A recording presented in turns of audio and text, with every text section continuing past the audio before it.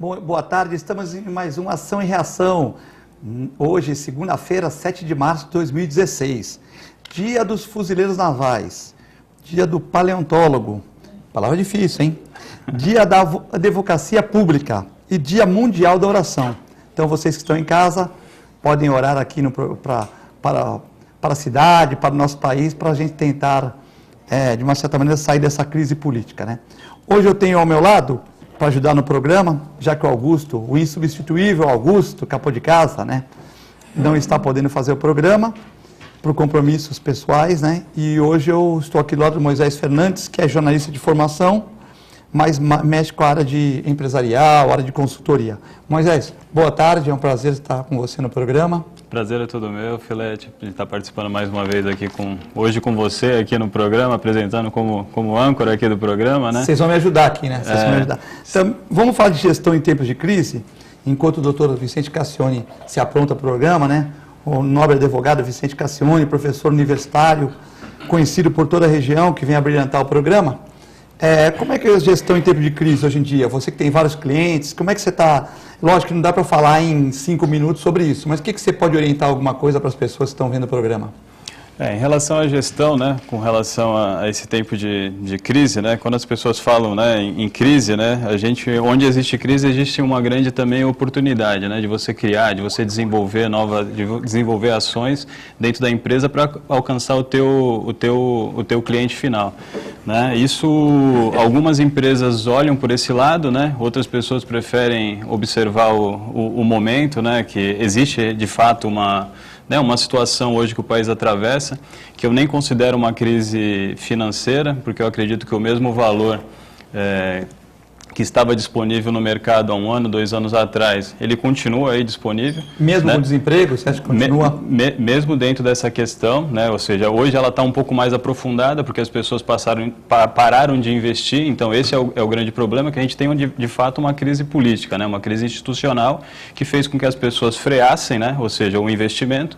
Então aquele que ia trocar de carro deixa de trocar, o que ia comprar um apartamento passa a não comprar, aquele que ia fazer um investimento alto dentro da empresa, ele segura esse investimento, né? Então com isso o dinheiro deixa de circular, né? Ou seja, mas de fato esse dinheiro ele continua aí, só que ele continua como hoje? Guardado. As pessoas estão, né, receosas, né? Isso, as pessoas acabam segurando um pouco o investimento e por isso que a gente entra dentro dessa questão. Só que é um excelente momento, por exemplo, para pessoas que têm dinheiro. Tem pessoas hoje que eu conheço, né, grandes empresários que estão investindo na área imobiliária, comprando terrenos, comprando apartamentos. Por quê? Porque é um excelente momento para você fazer isso. Então, tudo depende, né? Ou seja, onde você vê crise, tem pessoas que estão enxergando grandes oportunidades, né? Tem empresários na nossa região aqui, pessoas para quem a gente dá consultoria, que estão faturando 30%, 35% mais em relação ao ano passado. Por quê? Porque estão aproveitando o momento, estão mostrando, né, o seu produto, aquilo que eles têm de melhor, estão investindo e com isso estão tendo retorno. É óbvio que isso não é generalizado. Por quê? Porque você freou, né? Você parou a economia,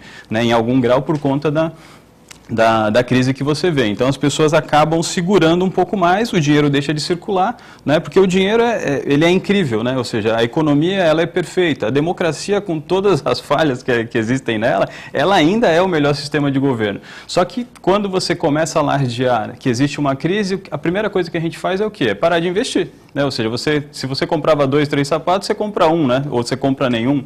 E aí o dinheiro passa a não circular e aí você sim entra num aprofundamento da crise, que é o que a gente está vivendo hoje em algum grau. Por quê? Porque pessoas estão sendo demitidas e aí você vai tirando esse dinheiro cada vez mais do mercado, né? Mas é uma grande oportunidade para que você possa propor investimentos e alcançar resultados também significativos. Muito bom. Doutor Vicente Cassione, advogado, professor, né, ex-deputado federal, enfim, se fosse ficar enumerando as coisas aqui, nós vamos ficar uma boa parte do programa. É um prazer ter o seu programa aqui, eu estou substituindo o Augusto e com vocês dois aqui eu tenho certeza que vai ser fácil para mim substituir o nosso querido Augusto. Eu quero agradecer a oportunidade de estar aqui mais uma vez, agradecer a você, Filete, ao Moisés, e esse assunto de crise não é comigo. Comigo não há crise momentânea. A minha crise veio do parto, desde que eu nasci. Eu sou um homem que está em crise desde que nasci. de tal maneira que quando falam em crise, a crise é dos outros. Do mesmo jeito como o Sartre dizia, o inferno são os outros. Né? E é o que parece, não só comigo e com todo mundo. A maioria que acha que tem crise, na minha opinião, é pessimista, muito pessimista. Eu sou um otimista por natureza, mas também sou irônico. E agora está falando do meu lado irônico.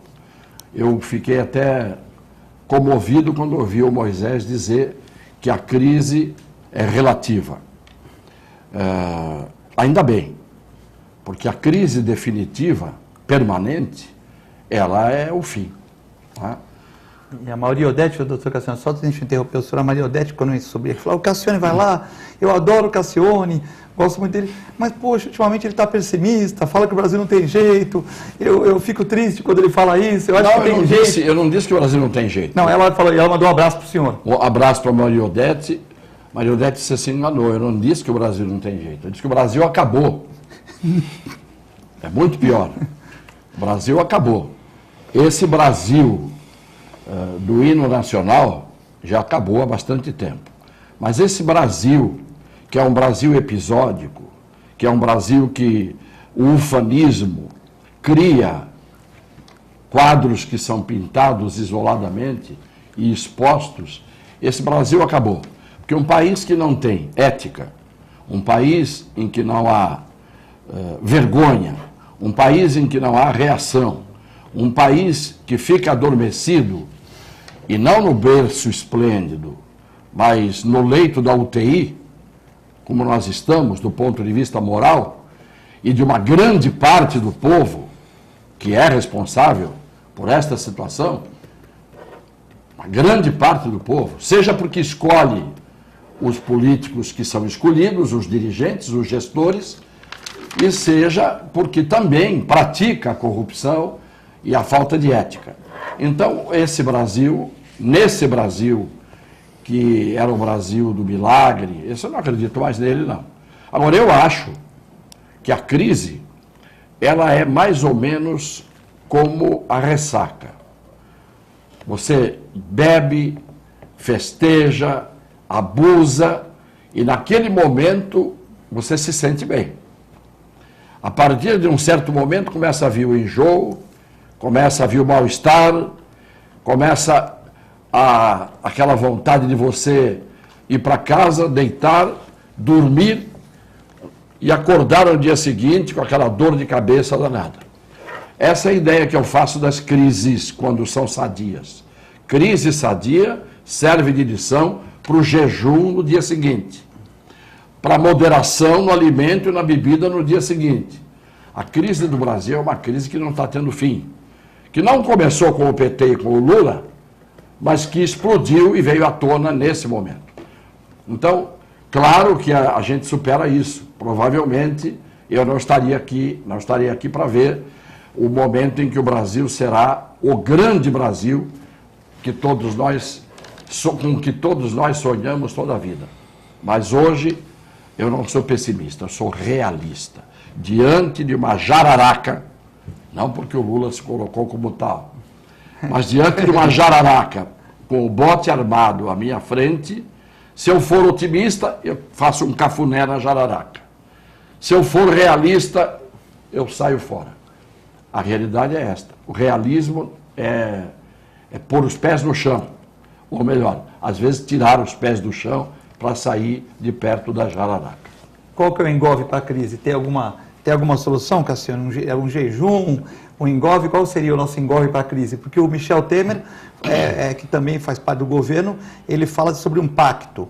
Mas que pacto é esse que a Dilma não consegue governar e ela não tem competência para governar isso? O Michel Temer está quieto. A oposição está quieta. Os que deveriam reagir estão quietos.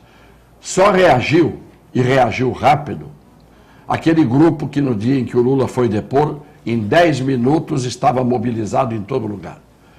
Então, hoje já há gente, o Merval Pereira da Rede Globo já disse, as Forças Armadas estão prestando atenção no que está acontecendo. Você quer sinal mais claro e evidente de que tem aí muita viúva das Forças Armadas querendo que os coronéis e os generais voltem?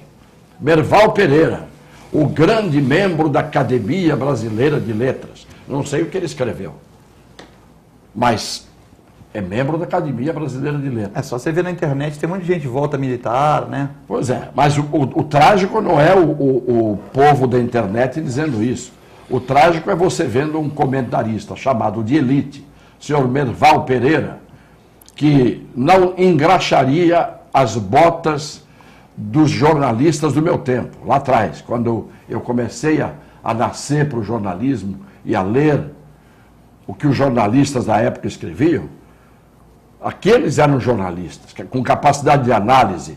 Hoje são uns trêfegos, uns brejeiros, que na notícia que foi dada agora, fazem um comentário, daí a 5 minutos são obrigados a mudar a sua opinião, porque a notícia de 5 minutos depois já é diferente. Então nós vivemos num país hoje de ejaculadores precoces no jornalismo. Não vejo comentário sólido, não vejo formação de opinião para valer, apenas notícias fofocais. Não são focais, são fofocais. O Brasil vive um período muito ruim. Eu não sou saudosista. Eu vivi e lembro dos momentos em que eu vivi ao longo da minha vida. E com a experiência de ter vivido todos esses momentos, eu digo, a pior crise da República é a atual. Esta é a pior crise da República. Eu não vi a crise de 22, eu não vi a de 32. Não vi a de 30, não vi a de 35, não vi a de 37, mas vi a partir do suicídio do Getúlio em 54, todas as crises. O impedimento da posse de Juscelino, que se tentou, a crise do suicídio do Getúlio, a crise do Café Filho manipulando o poder para tentar dar o golpe, a crise de 64, a crise de 68, todas essas crises eu vi. A pior é a atual. Sabe por quê? Olha no horizonte, silêncio, todo mundo quietinho, porque todo mundo parece ter culpa no cartório. A oposição, se tivesse a cara limpa, estaria hoje gritando alto e está todo mundo murcho. Então, um país em que o quadro, o horizonte político é esse que nós estamos vendo, não vejo não tenho expectativa de que as coisas melhorem. Para alguns eu continuarei a ser pessimista, para outros realista e para outros até otimista diante da gravidade da situação. Segundo o professor Cassione, está todo mundo com medo do japonês, né, Cassione? Todo mundo com medo do japonês. E quando a gente vê que o japonês também tinha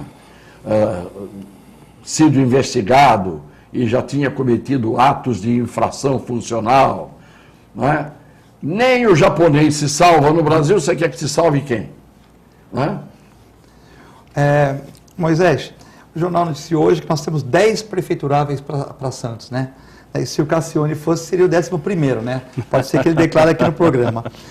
Você acha muita gente? Paulo Alexandre Barbosa tentando a reeleição pelo PSDB. Vamos falar de todos, senão o pessoal fica... Taylor Matos, sem partido. Nelson Rodrigues, do PSL. Del Bosco Amaral, PPS. Carla Vitral, PCdoB. Débora Camilo, PSOL. Evaldo Stanislau, vereador, médico pela Rede. Luiz Xavier, PSTU. Thelma de Souza, PT, ou prefeita ou vereadora, né? E Paulo Schiff, PTB, o jornalista Paulo Schiff. 1, 2, 3, 4, 5, 6, 7, 8, 9, 10.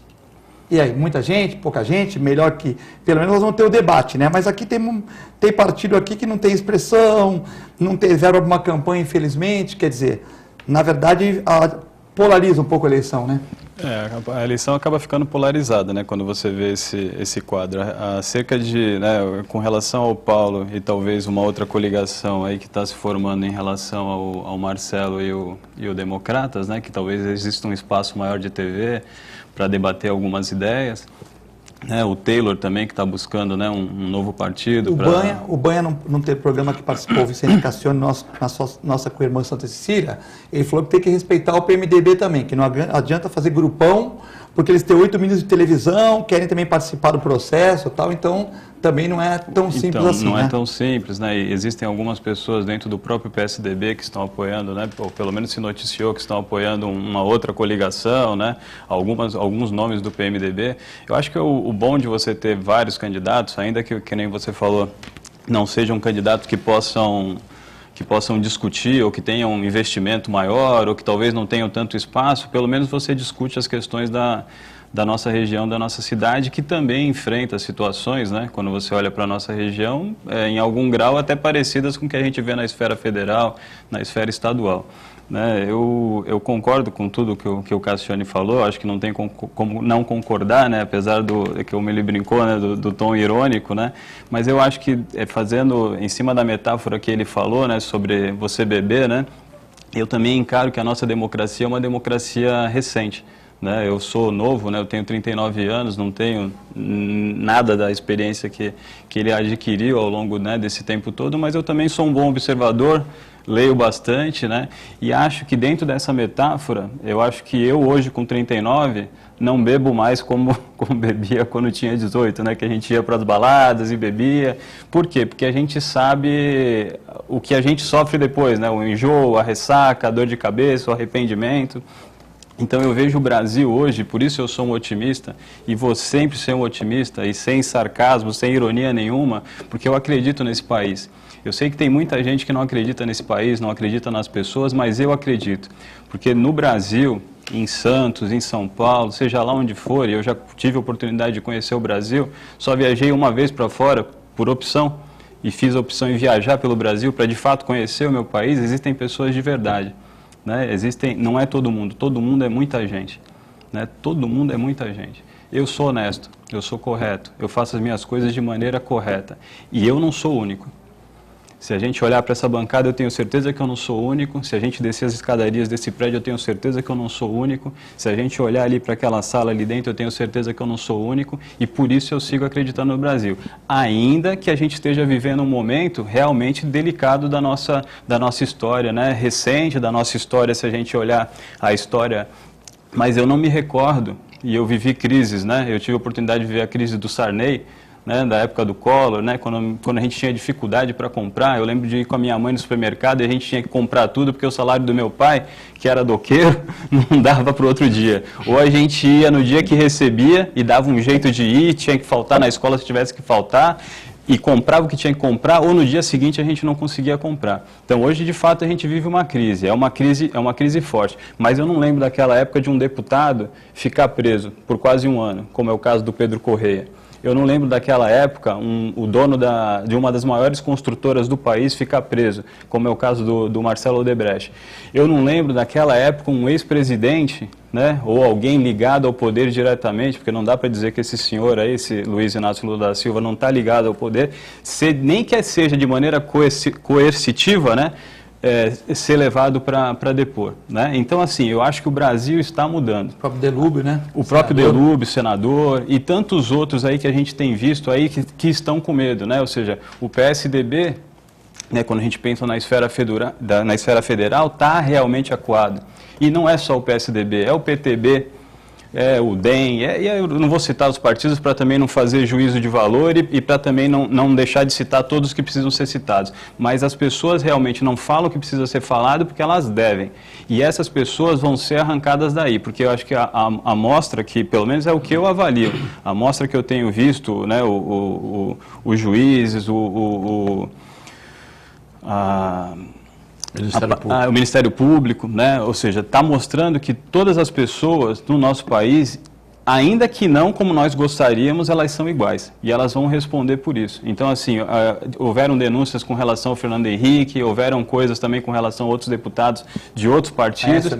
Aécio Neves. E essas pessoas vão acabar sendo presas, ou seja, porque não vai dar para escapar disso. A gente chegou num momento que é um momento que ou a gente muda, ou então nós pegamos uma mala e alugamos o Brasil e vamos viver em outro lugar. E eu não vou viver em outro lugar. eu vou viver aqui. E eu vou fazer o que puder ser feito dentro daquilo que eu acredito para mudar isso aqui. Porque eu amo esse país. E não tem aqui discurso de direita, nem de esquerda, nem de centro, nem de nada. Tem discurso de alguém que ama verdadeiramente esse país. E eu acho que se todo mundo fizer isso, se as pessoas participarem, a gente pode dar as mudanças que tanto a nossa cidade precisa, que o nosso estado precisa e que o nosso país precisa. A gente tem eleição agora em 2016.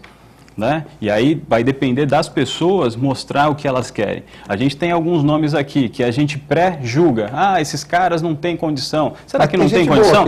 Com certeza tem gente boa, tem gente honesta, tem gente que quer fazer algo pela cidade. E aí a gente já pré-julga. A gente diz, mas não tem tempo de televisão, que se dane o tempo de televisão. Eu não voto no tempo de televisão. Eu voto em alguém que eu acredito. E eu acho que é isso que as pessoas têm que fazer. Não só votar, como participar do processo. Eu vejo grandes nomes aí, grandes nomes da nossa cidade se escondendo ou não dando a cara para bater. E precisa dar a cara para bater. É nessa hora que a gente tem que fazer a coisa acontecer. E a gente só vai fazer a coisa acontecer se a gente tiver coragem, se a gente continuar se escondendo, se a gente continuar só no discurso, como eu vejo muita gente fazer, a gente não avança mesmo. Por quê? Porque, de repente, as pessoas que poderiam propor as mudanças, as pessoas que poderiam fazer coisas verdadeiramente diferentes, elas também se escondem. Mas se escondem por quê? Ah, porque não tem tempo, porque não tem dinheiro, porque não tem como fazer uma coligação, que se dane a coligação. Você já vai lá e mostra para que você veio, e eu tenho certeza que as pessoas vão votar com essa pessoa. Que coisa interessante, eu deixei sem apartear o Moisés falar, porque eu ainda gosto de saber, e estou falando sério, não é ironia, não, que ainda existe ilusão. E a ilusão é própria de determinada idade. É evidente que eu não sou o mais credenciado aqui para falar em ilusão, porque eu sou um desiludido. Porque quanto mais tempo você vive, mais tempo você sofre desilusões. Do mesmo jeito que o Moisés disse que bebia muito mais aos 18 e bebe menos hoje aos 39, eu digo que comigo aconteceu o contrário. Eu não bebia aos 18 e bebo muito mais hoje. Porque a vida muda. Mas você só bebe aquele vinhozinho socialmente. Não importa, mas eu não bebia nada. Senão a dona Maria vai ficar preocupada. Não, eu não você só bebe aquele vinhozinho suave, né? Não, eu bebo bem. Não fico bêbado, mas bebo bem. E para mostrar, não é a bebida, é o exemplo. A gente pensa uma coisa, faz uma coisa numa certa idade e não faz noutra. Aos 39 anos de idade, ele tem 39 anos de idade, ele disse uma série de coisas que eu acreditava com 52, hein? Com 52 eu pensava assim. Eu pus a cara para bater em 52, com 52 anos de idade, para ser candidato a prefeito de Santos. Pus a cara. Entrei num partido, me candidatei, enfrentei o PT na época, que foi, eu não digo cruel, foi o que o PT é. Comigo, né, fez o diabo e consegui ir para o segundo turno naquela eleição. Você começou liderando as campanhas, né, aqui em Santos, não, mas depois começou a ter muito inverdade, aquela coisa de calúnia pessoal, entendeu? Então, é sofrido, Cassione, ser candidato a prefeito com essas calúnias todas, por uma pessoa que sempre trabalhou, nunca dependeu de política como você, sempre foi um advogado excelente. Eu entrei com 52 anos, tem gente que entra com 21 para fazer disso profissão e para fazer disso ofício, né? Pois bem, aquela eleição, eu perdi e não perdi. Aquela eleição foi fraude, eu digo até hoje, e eu tive a confirmação disso muitos anos depois, ouvindo da boca do próprio Lula em Brasília, que naquela eleição eu ganhei, mas não levei. Depois, eu pus a cara para bater mais 2 vezes. 2. Então eu fui candidato a prefeito 3 vezes, Moisés.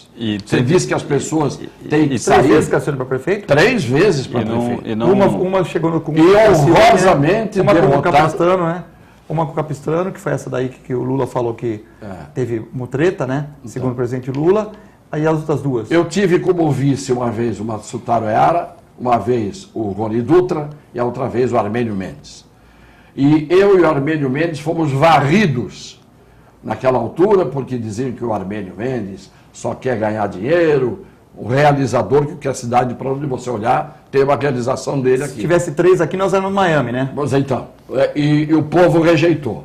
Então eu quero dizer para o Moisés o seguinte: tem muita gente honesta, muita gente bem intencionada, que não decide nada. Esse é o problema. Você é filiado a partido? Sou filiado. É filiado a partido. Por que você não sai candidato a prefeito? Por que eu não saio hoje candidato a prefeito? Porque eu acho que para você sair candidato a prefeito, você precisa ter uma história, né? Ou seja, você precisa necessariamente... Primeiro que as pessoas olhem para você e julguem que você tem condição de sair candidato... Você não disse agora que se dane tempo de televisão, que se dane dinheiro, que se dane campanha, você não falou tudo isso? Era um bom candidato. Por que você não sai candidato a prefeito? Põe a cara para bater. Porque eu acho que existem pessoas hoje, na minha avaliação, por exemplo, você avalia que perdeu, né? Com relação quando você saiu candidato, eu acho que você ganhou.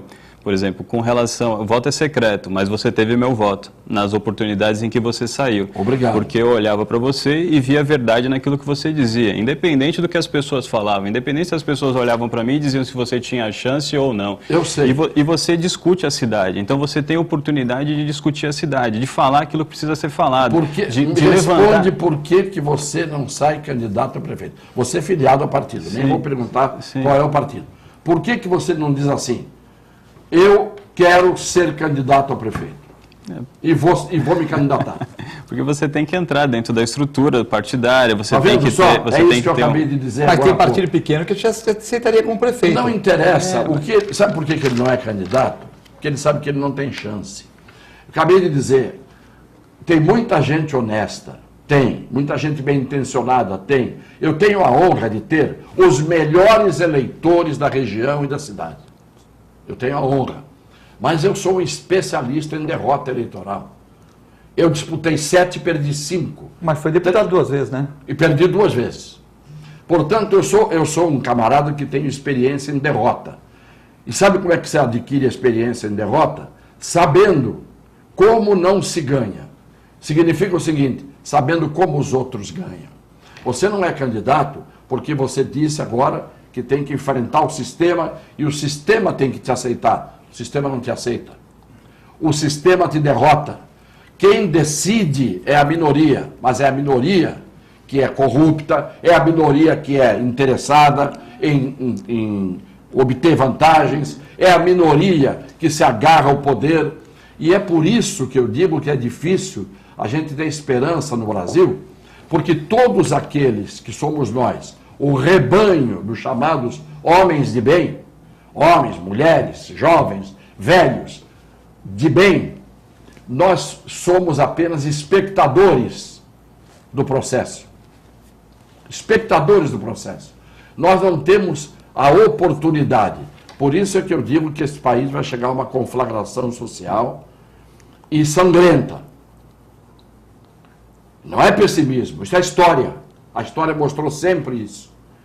No mundo todo, né? No mundo todo e sempre. As revoluções, tudo Claro. tem que ter sangue. Claro. Como o Lula mesmo, de uma certa maneira, ele... Agora eu vou andar o Brasil todo... Já deu a entender. A jararaca tá viva, entendeu? Porque, ou seja, ele já deu a entender para a militância ficar de olho, né? Então, e o Hélio Bicudo, que era do PT até outro dia, e que é um homem de bem, foi ele que liquidou o Esquadrão da Tem Morte. muita gente boa no PT também, né? Ele saiu. O Hélio Bicudo disse o seguinte, ele se definiu como jararaca. Jararaca é peçonhenta. Vamos ficar longe dele. Diz o Hélio Bicudo. Então, o que o Moisés traz com ele, e eu admiro, tenho admiração, sinceramente fico feliz de ouvir um jovem de 39 anos, né, dizer, tem gente honesta, eu confio no Brasil, à custa ainda destas pessoas, fazendo o seu dia a dia, o seu feijãozinho com arroz, é que o Brasil ainda anda, a despeito daqueles que sangram, que abrem a carótida, que fazem o dreno e te tiram a alma. O Brasil ainda anda milagrosamente. Mas, nesta lista de prefeituráveis aí, eu não vou fazer comentários, tem gente boa, tem alguns que eu até admiro, mas alguns estão brincadeira. Prefeitura não é playground. Prefeitura não é playground. Só que na hora H, o povo vota, como regra, vota errado. Tanto vota errado, que a primeira coisa que começa a acontecer depois que ele vota, e elege, e começa a dar tudo errado, ele começa a reclamar das pessoas que ele pôs lá. Veja o contrassenso, não é? Eu espero que você tenha razão, eu espero que o Brasil dê certo, até porque eu tenho filhos e netos neste país. Eu não verei a virada. Eu tenho um acúmulo de desilusões. Não sei até por que me convidam para os programas e por que me chamam para opinar. Porque, na verdade, a minha palavra é uma palavra dura, é uma palavra crítica e é uma palavra de um homem desiludido. Mas ela também Só que não é definitivamente desiludido, senão eu não estaria aqui. O Cassione está nessa lista dos prefeituráveis aqui, não? Eu não prestei atenção na lista. Você leu meu nome? Não, não li, mas eu estou perguntando aqui no programa se tem Essa lista ainda vai aumentar. Opa, nós vamos a um rápido break e o programa esquentou aqui.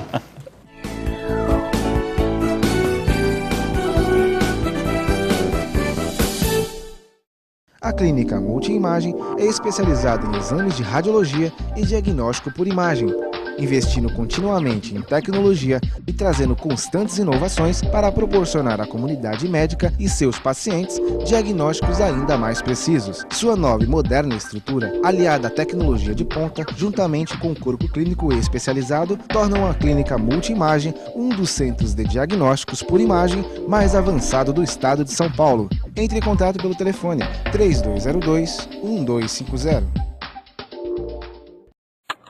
A TV Com traz qualidade e interatividade para a Baixada Santista. Nos preocupamos constantemente com a qualidade de nossas produções. Por isso, investimos em equipamentos e profissionais qualificados. Nosso estúdio é, sem dúvida, um dos mais bem equipados da região. São mais de 40 metros quadrados de tecnologia. TV Com, sempre com você. Porta.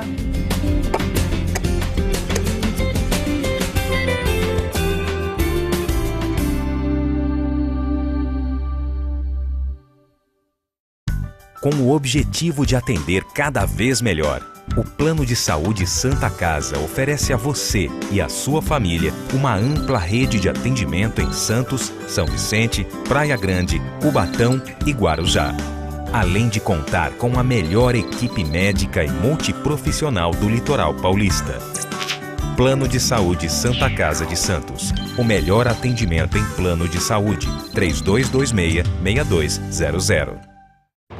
Sintracomos, 76 anos de lutas e conquistas em prol do trabalhador. Um sindicato forte a serviço do trabalhador. Este é o Sindicato dos Trabalhadores das Indústrias da Construção Civil, Montagem e Manutenção Industrial e do Mobiliário de Santos, Cubatão, Guarujá, São Vicente, Praia Grande, Mongaguá, Itanhaém, Peruíbe e Bertioga. Associe-se ao Sintracomos e faça parte da nossa família. Administração, Presidente Macaé Marcos Braz de Oliveira. Existe um lugar em Santos onde você encontra os empreendimentos mais fascinantes da região. Um lugar amplo, aconchegante, feito para oferecer o melhor atendimento para você. Um lugar que reúne as melhores opções residenciais e comerciais nos bairros mais nobres de Santos. Um lugar que a gente nem precisava dizer, porque você já sabe. Central de Vendas Grupo Mendes, Rua Guaiaó 55, Aparecida. Venha fechar um bom negócio para abrir as portas do seu novo lugar.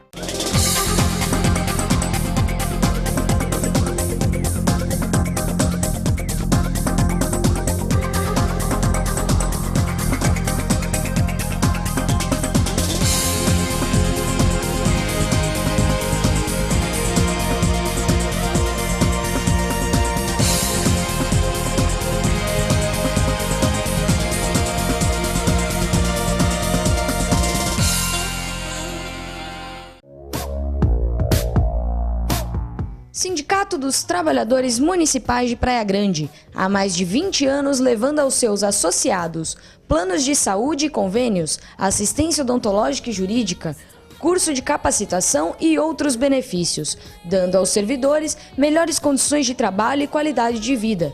Para mais informações, acesse o site www.sindicatopraiagrande.org.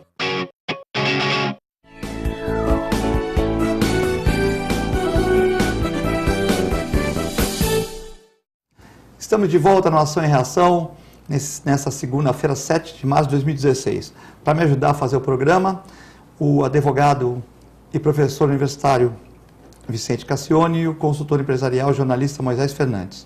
Moisés, vou voltar a palavra para você, porque o Vicente Cassione estava falando porque você não se candidata a prefeito e tal, e você estava tentando convencê-lo que ele ainda tem um eleitorado grande, né?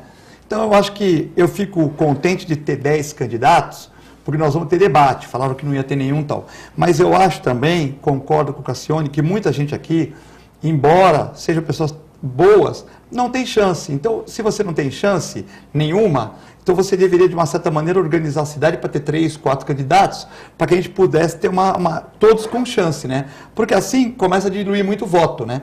Então, pessoas, por exemplo, que não têm expressão na cidade e tal, e outros com muita expressão também, né? Então, acho que 10, 12 candidatos é muita coisa, né?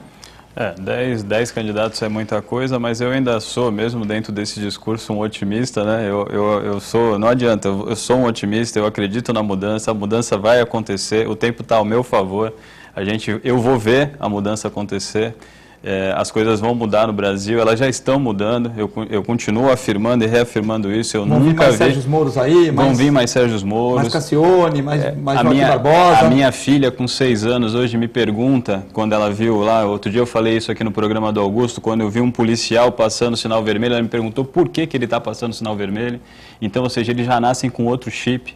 Né? E é por eles que eu acho que a gente tem que seguir com esperança, acreditando na mudança. Eu sei que não é um processo tão simples como o Cassione falou, né? Também não sou nenhum idiota, né? Ou seja, eu entendo o que se passa dentro dos partidos, a gente sabe quando dá e quando não dá para você sair candidato. Acho que nesse caso, nessa lista, acho que algumas pessoas poderiam até se compor, né? Ou seja, para que você pudesse verdadeiramente debater a cidade. Eu acho que isso é importante, independente não estou fazendo juízo de valor, dizendo que é bom ou que é ruim, eu acho que existem nomes que podem debater a cidade e dar opção para que as pessoas votem. Isso é a democracia, né? E justamente por isso que eu sigo dentro dessa linha otimista, ainda que as pessoas olhem para mim, o Augusto brinca muito aqui, ele fala, Moisés, né, acredita, né?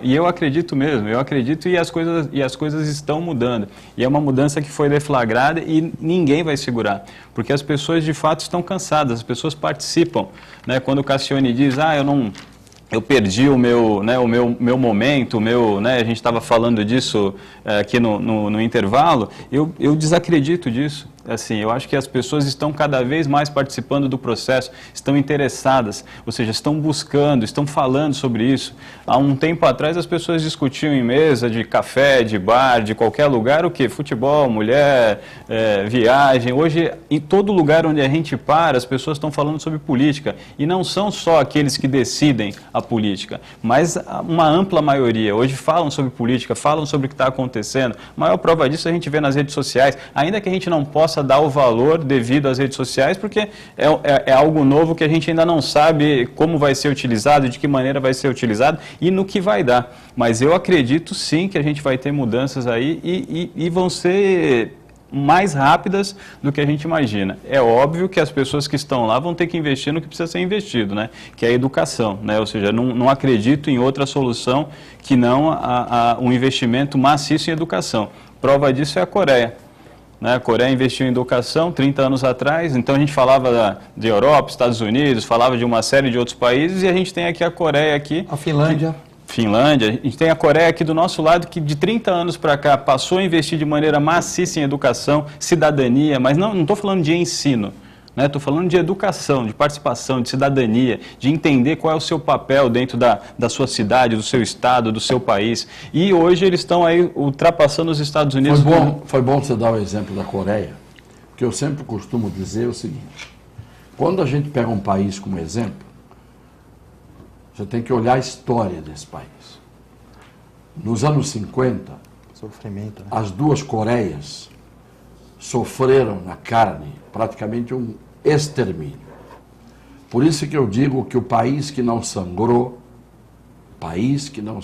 o parto, como regra, ele é doloroso. O Japão sangrou. O parto, claro, o parto não é doloroso. Doloroso. Seja o parto natural ou seja o parto por cesariana. Ele é doloroso. Todo o processo de criação exige esforço. A Coreia viveu uma guerra, que vocês não viveram, não lembram, porque nem eram nascidos, que foi terrível. Sabe quanto tempo depois da Segunda Guerra Mundial? 5 anos depois. Quando parecia que o mundo ia começar a mudar para a paz, os Estados Unidos inventaram a Guerra da Coreia. Depois de terem dizimado o Japão, depois da Europa ter passado pelo que passou, depois de a Alemanha ser totalmente destruída, não ficou prédio sobre prédio em cima da Alemanha. E dividida, né? Hoje é a maior potência da Europa, uma das maiores do mundo. Por quê? Porque sangraram. Todos os países que sangraram tiveram condição de evoluir. País que coloca ainda, em 2016, milhões de pessoas na rua, com samba, suor e cerveja, como nós vimos no Carnaval. No momento de crise, no momento de petrolão, no momento de prisões, etc, etc, aquele povo em massa, milhões de pessoas cantando e dançando, isto me deixa na posição de pensar que esses pequenos grupos minoritários que não decidem, que têm ainda vontade de mudar, são impotentes. O grande problema é você se sentir impotente. A impotência decorre do quê? Hoje, se você olhar o quadro dos que estão sendo presos, eu não dou 4, 5 anos para eles todos, ou outros nos lugares deles, estarem fazendo a mesma coisa. Isto é, o capitalismo leva as empresas, as grandes empresas, os grandes bancos. Veja o Bradesco, o lucro que os grandes bancos tiveram. Ciro Gomes está dizendo agora que se pegassem o dinheiro que os grandes bancos tiveram de lucro nos seus balanços de 2015, à custa do juro extorsivo em cima do cheque especial, dos empréstimos, se pegasse o dinheiro que foi sugado do povo brasileiro, sugado, para não falar do BNDES e outras coisas, e aplicado na saúde e na educação, o país era outro.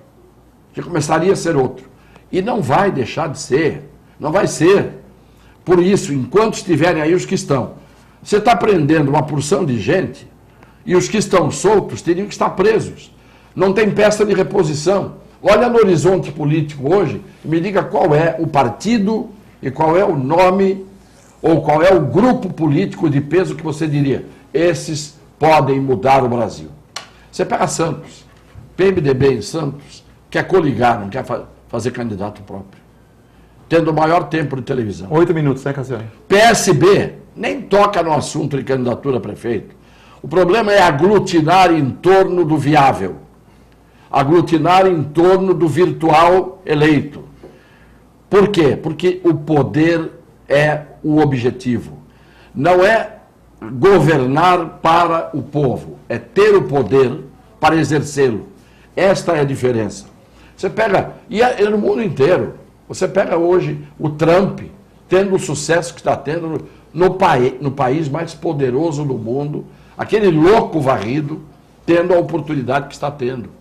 Não é? Você viu a experiência pela qual passou a França, e agora está passando a Europa inteira, com o fluxo imigratório, não é?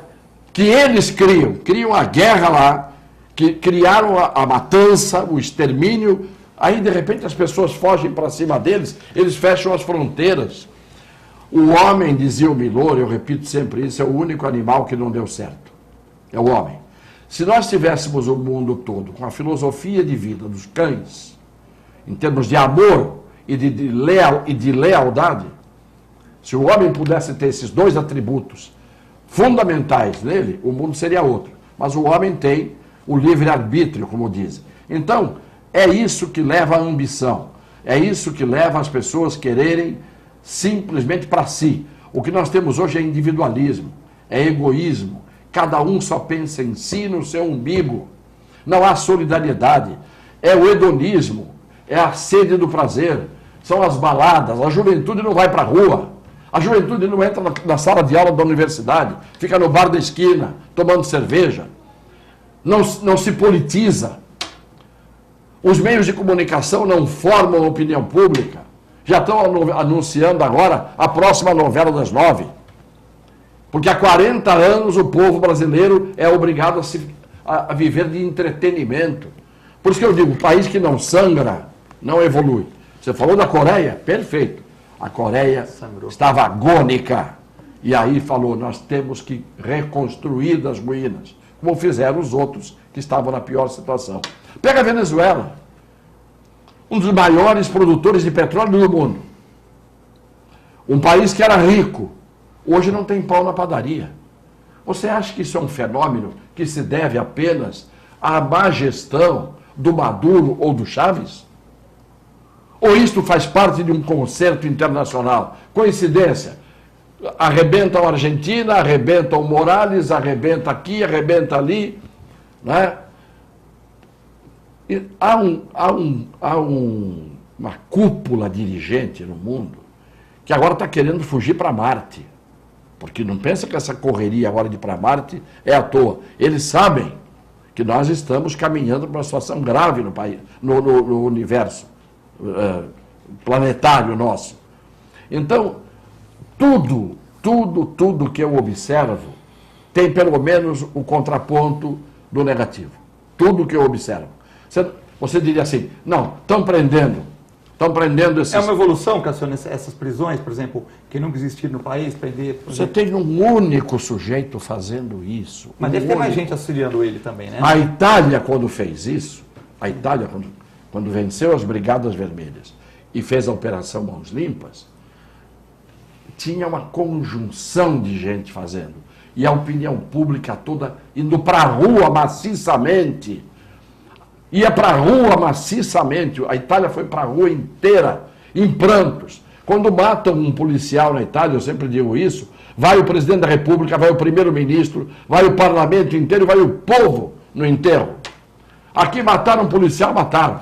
Fica por isso mesmo. Nós não temos ordem, nós não temos hierarquia, nós não temos respeito pela vida humana. Um país em que a violência chega ao ponto de que ficam brigando pela estatística para dizer diminuiu 7% o número de latrocínios e homicídios. E aí você na televisão todos os dias vendo aquilo acontecer. Esta geração está perdida. É uma geração perdida. A geração do seu filho, que é a geração do meu neto, que se impressiona com a infração do sinal vermelho, vai, talvez, chegar ao poder daqui a 25, 30 anos. E nesse período de 25 a 30 anos, quem é que dá suporte a eles? Quem é que vai dar sustentação para o futuro deles? Quem vai construir o futuro deles? Porque uma criança de 5 anos hoje, ela não constrói o futuro com 10, com 11, com 12 anos. Porque daqui a pouco ela vai para o smartphone, daqui a pouco ela vai para o tablet, daqui a pouco ela está querendo receber presentes, porque é a civilização do ter. Eu brigo com os meus netos quando vejo que eles ficam lá. Está no jantando, leva ele para sair, está todo Entendeu? mundo... Então, é muito difícil, é uma alienação, é muito difícil a situação. Nós temos que continuar falando, temos que continuar fazendo contraponto. Agora, nós temos chance, eu e você, de irmos discutir o que nós estamos discutindo hoje. Quando termina o Jornal Nacional, no horário de pico de audiência da Rede Globo de televisão, para a gente poder falar para o Brasil o que a gente está falando aqui? Não, hoje... que entra? Hoje a gente não tem essa chance. Mas eu acredito, Cassione... Não é? Eu tenho há 40 anos essa chance. É novela. E eu acredito que a gente vai ter essa chance em breve. Talvez não eu e você, mas de pessoas que discutam isso em algum grau. E por isso que eu sigo... Eu torço para que você esteja certo, sinceramente, de coração. Eu vou mandar um abraço para o pessoal da Ozan aqui, que são nossos apoiadores, né? O pessoal da Ozan e também do Boqueirão Express Grill, né? Na Lobo Viana, em frente ao Santa Cecília, né? Boqueirão Express Grill, em frente ao Santa Cecília. Estão vendo o programa aí, o Nelson e o Paulo, um abraço para eles. Está aqui o Adnei também, falando que o programa está muito bom, para trazer... Diga ao Cassione que o programa fica muito mais cultural com ele. Infelizmente, o povo se preocupou com o próprio umbigo e o Cassione acaba mostrando aquilo que muitos se negam a ver. Parabéns ao Moisés pelo seu entusiasmo, espero que as coisas realmente aconteçam e prestem mais atenção nesse momento para não cometer o mesmo erro. E ao Filete, que também está deixando os convidados falar como um comentarista deve agir. Então, elogio para os três. Moisés, comenta aí em cima do que o Cassione falou sobre essa questão aí do jovem, né? Eu também concordo com o Cassione, que às vezes você sai com o seu filho, com a namorada para jantar, né? E eles ficam no telefone, no WhatsApp. Eu falo, olha, se a gente for sair, vamos conversar sobre o mundo, sobre as coisas. Porque se ficar no WhatsApp, então não precisa sair. Pede a comida em casa, cada um pede, a gente fica conversando pelo WhatsApp também, né? Claro. Mas eles têm essa facilidade, né, quando a gente pensa em tecnologia, mas por outro lado eles estão muito antenados. A gente está com um projeto que eu não vou dizer aqui, né, porque ele está sendo formatado, né, mas ele envolve educação, né, envolve cultura, envolve você criar pontos, né, núcleos, né, na cidade, e várias pessoas estão se interessando, ajudando, né, dentro desse processo. E outro dia a gente fez um chamamento, né, a gente chamou alguns jovens, né, pessoas entre 16, 17, 18 anos, alguns mais novos, e a gente teve uma grata surpresa. A gente chamou eles para um sábado à tarde, de sol, ou seja, no shopping balneário, então não era o local mais adequado para discutir essa questão, e a gente tinha lá 18 jovens. Né? Ou seja, para discutir. A gente chamou lá uns 30, tínhamos lá 18. Então, eu acho que o jovem hoje, ele está pronto, talvez ele não saiba como. Talvez as pessoas hoje que querem ver essa mudança ainda não saibam como fazê-la. Mas, a partir do momento que elas veem uma chance de fazer isso, de ajudar, de contribuir, de mudar, elas estão prontas a contribuir, a dar a sua parte, a dar o seu momento. E eu discordo só um pouquinho do Cassione quando ele diz assim que a gente não sangrou. Eu acho que a gente vem sangrando há 30 anos. Não, mas esse sangramento... E acho que esse sangue, ele esse funciona. Sangramento não resolve. Porque as pessoas estão cansadas. E eu acho que a gente vai dar essa resposta, talvez de uma forma que não foi dada em nenhum outro país. Talvez a gente não faça isso agora em 2016. Talvez a gente ainda não esteja pronto para essa mudança total em 2016. Mas nós estamos fazendo igual na Itália, que foi todo mundo para a rua, que teve vários juízes no processo, ou o povo está um pouco ainda acomodado? Então, o povo ainda está um pouco acomodado. Bate panela. O povo vai e bate panela só. Na hora que sair para a rua, essa classe média que bate panela, na hora que tiver que sair para a rua, quero ver quem é que vai disposto a bater ou apanhar. Dia 13 tem um agora, né, Cassiano? Quero ver quem é que vai. Você vê, ele convocou 30, foram 18 jovens. Os moicanos eram muitos, aí ficou um só, o último dos moicanos, que acabou morrendo. No desfiladeiro das Termópilas, na Grécia, o Leônidas comandava os 300 de Esparta. Foram heróicos, resistiram, morreram, os 300, acabaram. Então, esses atos de heroísmo a gente tem. Quando você fala que a gente vem sangrando metaforicamente. Quando eu digo sangrar, é quando você vê a casa bombardeada, é quando você vê seu filho morto. É uma guerra civil, né, Cassione? Como você vê na Síria, como você está vendo hoje na Síria, como você viu no Iraque, como você viu na Coreia, como você viu na Bósnia, como você viu naquela tragédia que morreram 200 mil pessoas, e a ONU ficou também, né, na janela cantando a música do Chico, estava à toa na vida, para ver a banda passar. Foi dizimada, foi destruída, dividida pela metade. Então não é esse sangramento metafórico, eu digo sangramento, é o sangramento mesmo. Mas esse sangue vai fazer a diferença. Esse sangue que a gente, ainda que a gente não veja ele, ainda que a gente não veja, ainda que a gente, ele vai fazer a diferença. E a gente vai ver isso já esse ano. A gente vai ver isso em 2018. a gente vai ver isso daqui para frente. E eu tenho certeza que essas pessoas que ainda não acreditam nisso, que ainda têm uma desesperança, no fundo, dentro dessas pessoas, que hoje, porque estão cansadas, porque foram passadas para trás, porque sofreram com isso, essas vão ser as pessoas que vão se juntar em breve, em pouco tempo, para ajudar nessa mudança. Porque as pessoas têm muito a oferecer. Quando o Cassione diz assim, eu não sei por que me chamam, é claro que você sabe por que te chamam. Porque isso é importante que as pessoas escutem, para que elas se movimentem lá do outro lado. Mas não é importante, elas não podem escutar isso e se paralisar. Né? Porque pode ser que algumas pessoas escutem esse discurso e se paralisem, falam, pô, não tem mais jeito, né? Mas tem muita gente que escuta isso e começa a se movimentar, começa a se mexer. E é essa mexeção, essa mudança, ainda que a gente não tenha realmente sangrado, ainda que a gente não tenha verdadeiramente sofrido com guerras, que vai promover a mudança. Você que a gente ouviu falar, claro, na Faculdade de Direito do Largo de São Francisco. Sim, claro. Né? Onde eu fiz a minha pós-graduação, eu estudei aqui na Católica e depois fiz lá. Qualquer movimento que nascesse de reação no Brasil, nascia dentro da Faculdade de Direito do Largo de São Francisco.